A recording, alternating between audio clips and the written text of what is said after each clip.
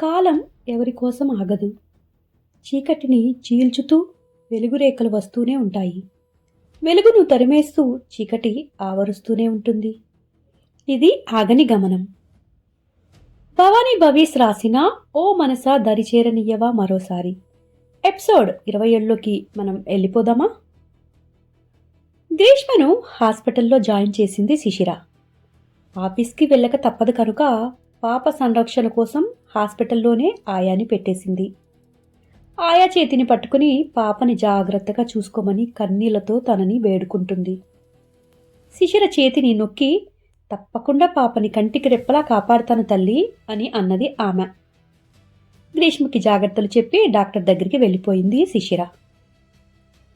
మధు, రేష్మ ఇద్దరూ శిశిర కేసు గురించి మాట్లాడుకుంటూ ఉన్నారు. శిశిర వాళ్ళ దగ్గరికి వెళ్ళింది. నా పాపకి ఏమీ కాదు కదా అని దీనంగా అడిగింది వాళ్ళిద్దరినీ చూస్తూ. మిస్ శిశిర, పాపకి ఏమీ కాదు. ఈరోజు రేపు అబ్జర్వేషన్లో ఉంచి ఎల్లుండి నుండి కీమో లైట్గా ఇస్తాం. మీరు ఉండాలి అప్పుడు పాప దగ్గర ఒక 4 రోజులైనా సరే అన్నారు. తప్పకుండా ఉంటాను మేడం, దీని గురించి ఆఫీస్లో చెప్పి నేను లీవ్ తీసుకుంటాను అని శిశిర అక్కడి నుండి ఆఫీస్కి వెళ్ళిపోయింది. శిశిర ఆఫీస్కి వెళ్ళగానే శశాంక్ కూడా అక్కడికి వస్తాడు. పాప పరిస్థితి గురించి క్షుణ్ణంగా తెలుసుకుని ట్రీట్మెంట్ కోసం తానే డబ్బులు ఇస్తాను అని, అది శిశిరకి ఎట్టి పరిస్థితిలో తెలియకుండా ఉండాలి, తప్పకుండా మీరు మేనేజ్ చేయాలని అడుగుతాడు. మధు రేష్మ ముఖం చూస్తుంది. రేష్మ చిన్నగా నవ్వి, మీ అన్నయ్య అవన్నీ చూస్తాను అన్నారు శశాంక్. మన కంపెనీ తరపున ప్రతి సంవత్సరం క్యాన్సర్ ట్రీట్మెంట్ కోసం ఫండ్స్ ఇస్తారట కదా, గ్రీష్మ పేపర్స్ పంపమని అడిగారు. ఇది డొనేషన్ కిందకే వస్తుంది. నువ్వు శిశిరకి తెలుస్తుంది అని టెన్షన్ అవ్వనవసరం లేదు అని చెప్పింది. థ్యాంక్స్ వదినా, థ్యాంక్స్ మధు గారు. పాపను చూసుకోవటానికి 2 స్పెషల్ నర్సులను కూడా ఉంచండి, నేను వాళ్ళకి పే చేస్తాను అని చెప్పాడు. సరే శశాంక్ అని రేష్మ చెప్పగానే పాపని దూరం నుండి చూసి ఆఫీస్కి వెళ్ళిపోయాడు శశాంక్. శిశిర లీవ్ తీసుకుని హాస్పిటల్లో ఉండిపోతుంది. శాంతమ్మ గారికి కాల్ చేసి విషయం చెప్పింది. ఆవిడ వెంటనే తిరిగి వచ్చేస్తాను అని అంటారు. ప్రస్తుతం పాప దగ్గర ఉండటానికి మనిషిని పెట్టారు. మీరు అన్నీ చక్కబడ్డాక తిరిగి రండి, అకౌంట్లో డబ్బులు ఉన్నాయి తీసుకో అని అన్నారు శాంతమ్మ గారు. ఫౌండేషన్ ద్వారా గ్రీష్మకి ట్రీట్మెంట్ జరుగుతుంది, అవసరం లేదు. ఏదన్నా అవసరం ఉందంటే నేనే అడుగుతాను ఆంటీ, తప్పకుండా మీ దాన్ని తీసుకుంటాను అని చిన్నగా చెప్పింది శిశిర. ఇకపోతే ఇక్కడ పాపకి ట్రీట్మెంట్ జరుగుతూ ఉంది. సైడ్ ఎఫెక్ట్స్ తోటి పాప ఇబ్బంది పడిపోతుంది. పాపని చూసి శిశిర చాలా బాధపడిపోతుంది. మధు ఆమెను తన క్యాబిన్కి పిలిచి, పాపకి బ్లడ్ కౌంట్ పడిపోతుంది, మనం త్వరగా తనకి బోన్ మ్యారో ట్రాన్స్ప్లాంటేషన్ చేస్తే మంచిది, వీలైతే పాప తండ్రిని కూడా పిలిపించండి అని అన్నది. శిశిర భయంగా చూసింది ఆవిడ వంక. పాపకు ప్రమాదం లేదు కదా, జీరపోయింది శిశిర గొంతు. ప్రమాదం లేదు అని చెప్పలేము. ఈ క్యాన్సర్లో బోన్ మ్యారో మార్పిడి కీలక పాత్ర పోషిస్తుంది. బ్లడ్ ఉత్పత్తి పెరిగితే చాలా మంచిది. ముందు మీరు అందుబాటులో ఉన్నారు కనుక ఇద్దరిని మేము మ్యాచ్ చేసి చూద్దాం అనగానే ఓకే అని చెప్పింది. అనుకున్నట్టే టెస్ట్ చేశారు. ఇద్దరివి మ్యాచ్ అయ్యాయి. శిశిర గుండెల్లో భారం దిగినట్టు అనిపించింది. శారదమ్మ గారు ఉండలేక తిరిగి వచ్చేశారు ఇండియాకి. గ్రీష్మని చూసి ఒకటే కంటతడి పెట్టుకున్నారు ఆవిడ. శిశిర ఆవిడని హత్తుకుని ఏడ్చేసింది. ఊరుకో తల్లి, ఆ దేవుడు మంచి వాళ్ళకి అన్ని కష్టాలు పెడుతూ ఉంటాడు. గ్రీష్మ కోలుకొని నవ్వుతూ తిరిగి వస్తుంది కదా, నువ్వు ధైర్యంగా ఉండమ్మా, నువ్వు ధైర్యంగా ఉండాలి అని ఆవిడ బుజ్జగించారు.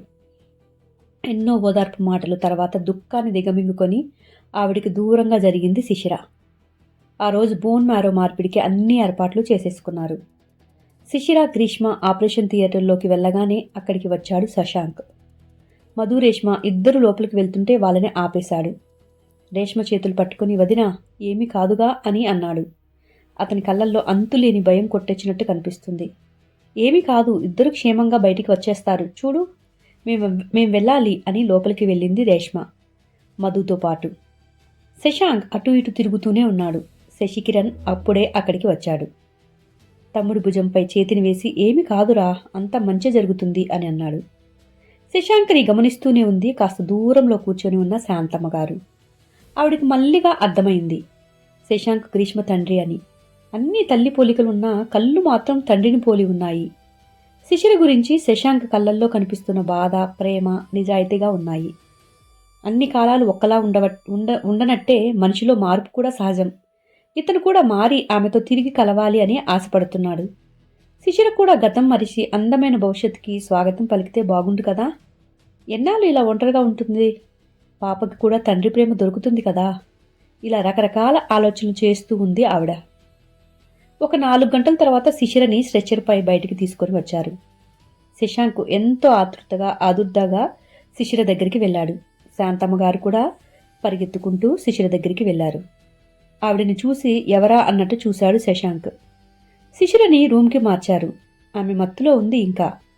శాంతమ్మ గారు శిశిర దగ్గర కూర్చొని ఉన్నారు. శశాంక్ కొంచెం తటపటాయిస్తూ బయట నుంచొని ఉన్నాడు. లోపలికి రండి అని పిలిచింది శాంతమ్మ. శశాంక్ లోపలికి వెళ్ళాడు. మీరేమవుతారు శిశిరకి? కాసేపటికి నెమ్మదిగా ప్రశ్నించాడు శశాంక్ శాంతమ్మ వైపు చూస్తూ. నా గురించి తర్వాత చెప్తాను, ముందు మీరేమవుతారు అని ఆవిడ ఆరా తీస్తున్నట్టుగా శశాంక్ని అడిగింది. శశాంక్కి ఏం చెప్పాలో తెలియలేదు. మీరు మా శిశిర పనిచేసే ఆఫీస్కి బాస్ అనుకుంటాను కదా, కరెక్టేనా అన్నది ఆవిడ. అవును అన్నాడు శశాంక్. స్టాఫ్కి ఆరోగ్యం బాగలేకపోతే పర్సనల్గా మీరే వెళ్ళి దగ్గర ఉండి చూసుకుంటారా అని అడిగాడు ఆమె. శశాంక్కి అసలు ఏం చెప్పాలో అర్థం కాలేదు. ఆవిడ ఈ ప్రశ్న అడుగుతుందని అస్సలు ఎక్స్పెక్ట్ చేయలేదు తను. నేను అడిగిన దానికి సమాధానం చెప్పడం లేదు ఏంటి? అంటే మీ మధ్య బాస్ ఎంప్లాయీ రిలేషన్ కంటే మించింది ఏమైనా ఉందా అన్నట్లుగా సంశయిస్తూ ఆవిడ శశాంక్ని అడిగింది. మేడం, మీరెవరో తెలియదు నాకు. మా మధ్య ప్రస్తుతం అలాంటిదేమీ లేదు. తను ఒప్పుకుంటే తన చేతిని అందుకోవాలి అని అనుకుంటున్నాను అని చెప్పాడు శశాంక్. తను ఒక పాపకి తల్లి అని కొంచెం హుందాగా అని అడిగింది. కావాలని ఆరా తీస్తున్నట్లు శశాంక్ మనసులో ఏముందో తెలుసుకోవాలి అన్నట్లుగా. తెలుసు నాకు అన్నాడు శశాంక్.